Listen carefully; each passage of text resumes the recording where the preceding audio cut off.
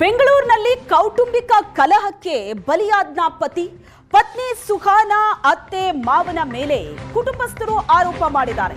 ಬೆಂಗಳೂರಿನ ಮಲ್ಲತ್ತಳ್ಳಿಯಲ್ಲಿ ತೌಫೀಕ್ ಪಾಷಾ ನಿಗೂಢವಾಗಿ ಮೃತಪಟ್ಟಿರೋದು. ದಂಪತಿ ಗಲಾಟೆ, ತಾನೇ ಚಾಕು ಇರ್ಕೊಂಡ ಅಥವಾ ಪತ್ನಿಯೇ ಇರದ್ಲ?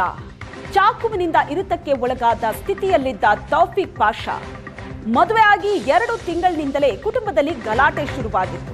ನೆನ್ನೆ ಸಂಜೆ ಪತಿ ಪತ್ನಿ ಮಧ್ಯೆ ಗಲಾಟೆ ಆಗಿದೆ. ಈ ಗಲಾಟೆಯಲ್ಲಿ ಪತ್ನಿಯೇ ಚಾಕುವಿನಿಂದ ಇರಿದ್ಲ, ಹೆದರಿಸೋದಕ್ಕೆ ಹೋಗಿ ತಾನೇ ಇರಿದುಕೊಂಡ ಅನ್ನೋ ಅನುಮಾನ ಇದೆ. ಪತ್ನಿ ಸುಹಾನಾ ಅತ್ತೆ ಮಾವನ ಮೇಲೆ ಆರೋಪ. ದಂಪತಿ ಗಲಾಟೆ, ಚಾಕು ಇರಿದಿದ್ಯಾರು?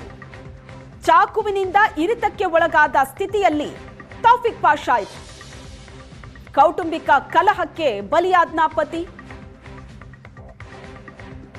ಪತ್ನಿ ಸುಹಾನಾ ಅತ್ತೆ ಮಾವನ ಮೇಲೆ ಕುಟುಂಬಸ್ಥರು ಆರೋಪ ಮಾಡಿದ್ದಾರೆ. ಬೆಂಗಳೂರಿನ ಮಲ್ಲತ್ತಳ್ಳಿಯಲ್ಲಿ ತೌಫೀಕ್ ಪಾಷಾ ನಿಗೂಢವಾಗಿ ಮೃತಪಟ್ಟಿರೋದು.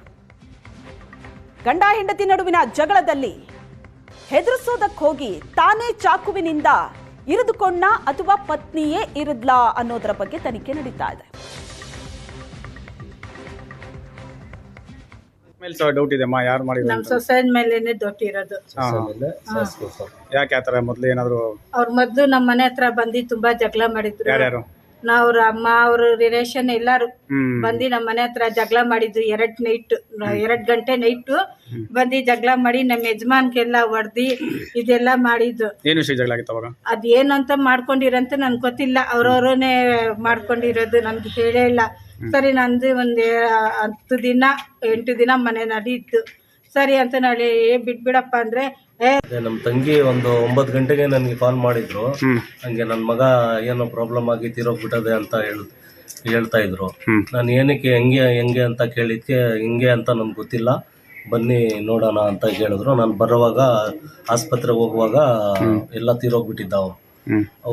ಅಲ್ಲಿ ಹೋಗಿ ವಿಚಾರಣೆ ಮಾಡಿದ್ಕೆ ಹಿಂಗೆ ಜಗಳ ಮಾಡ್ತಾ ಇದ್ರು. 3-4 ದಿನದಿಂದ 3-4 ದಿನ ಜಗಳ ನಡೀತಾ ಇತ್ತು. ಹಿಂಗೆ ಏನೋ ಜಗಳ ಆಗಿ ನಮಗೆ ಗೊತ್ತಿಲ್ಲ ಯಾರು ಹೊಡೆದ. ಜಗಳ ಯಾರ್ಯಾರಿಗೆ? ಗಂಡ ಹೆಂಡತಿ ಜಗಳ.